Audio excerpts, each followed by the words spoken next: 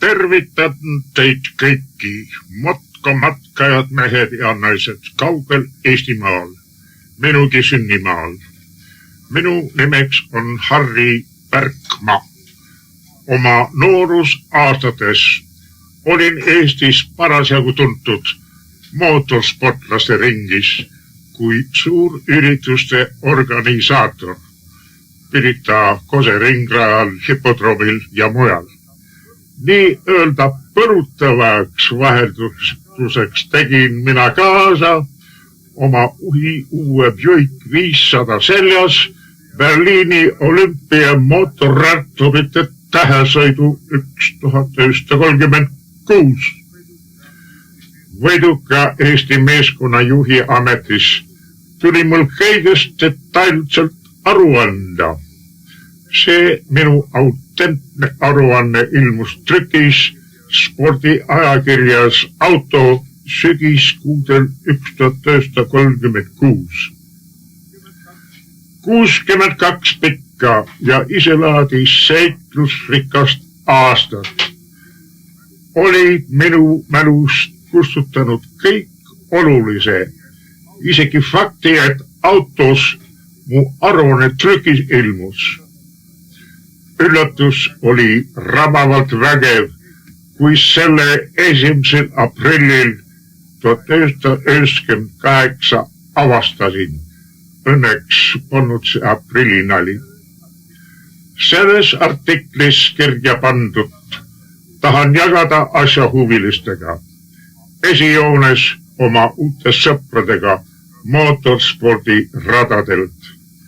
Mitte ainult kirjas, uustrükina, vaid ka oma hääles, selles kõnes kõigile kuuldavalt. Teen sellega algust jalamaid. Pealkirjaks on olümpia tähesõit mootorratastele. Rahvusvahelise mootorratturite klubide liidu korraldusel toimus käesoleval aastal esmakordselt rahvusvaheline tähesõit mootorratastele olümpia mootorrataste tähesõit 1936 nimetuse all. Kuna korraldajate soovil nimetatud tähesõitu taheti siduda Berliinis toimuva olümpiaadiga, siis usaldati sõidu läbiviimine sekspuhuks Saksa mootorspordi liidule.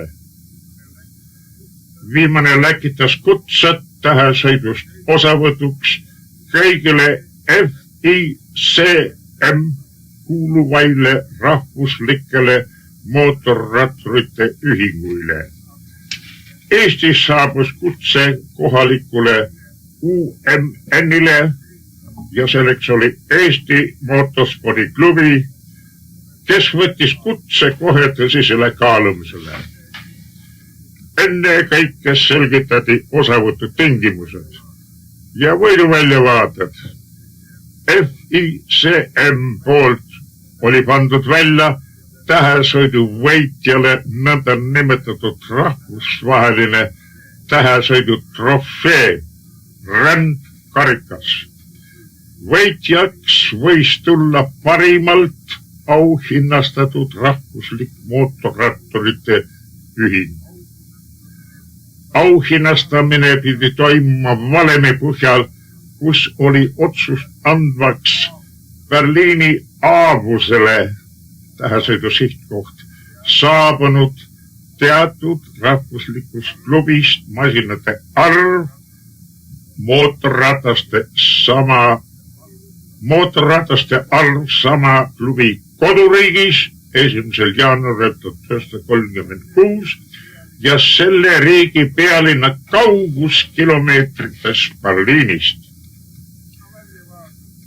Kuna väljavaated soodsaks platseerumiseks tähesõidust osavõtvate rahvuste peres olid olemas, siis EMSK otsustas osavõtu jaatavalt.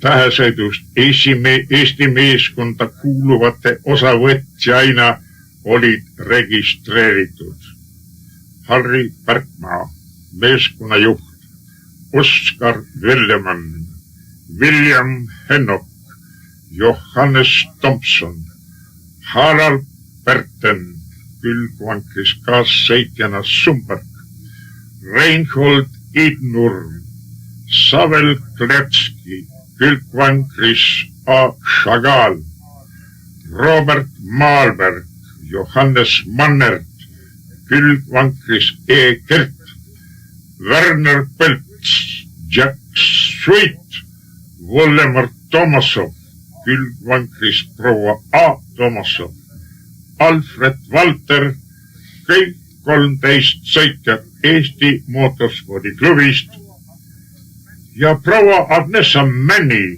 Eesti motoklubist.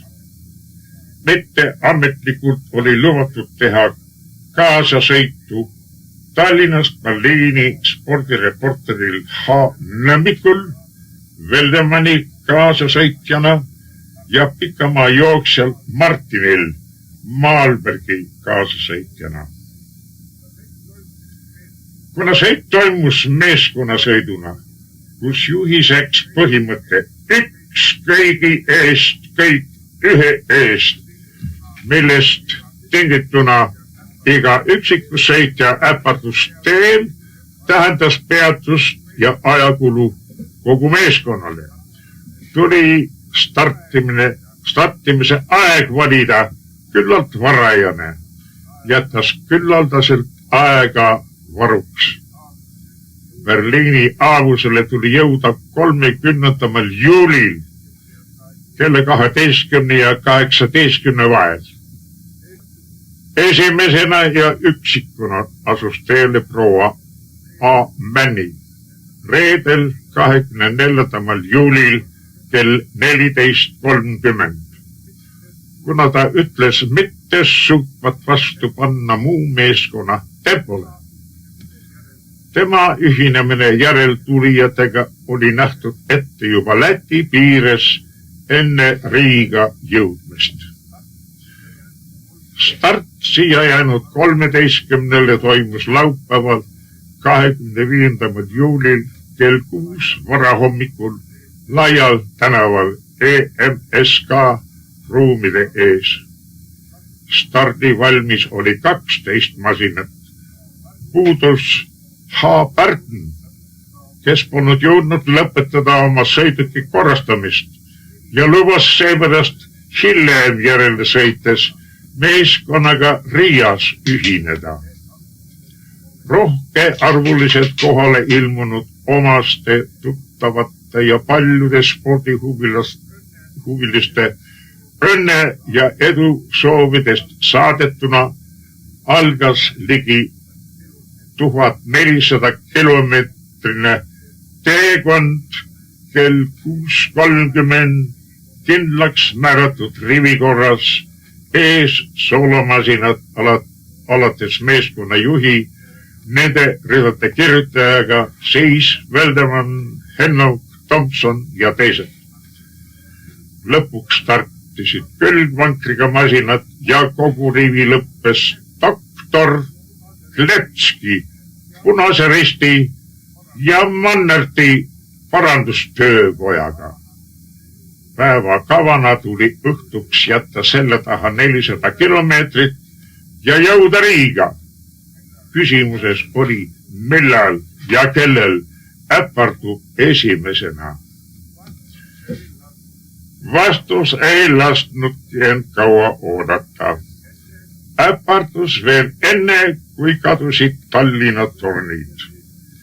Juba 15. kilomeetril oli Veldemann osanud leida esimese naela oma masina tagarattasse ja rivil tuli peatuda. Jõudes peatus paika selgus, et parem lugu polnud ka minuga. Aukudest rikas Pääsküla tee oli ka minu sõiduki tagarattakummid läbi põrutanud. Tõtt ütleda päris õigel ajal, sest mitme masina ühe korraga Manner, Thompson ja kompanii töökotta andes võis aega kokku hoida.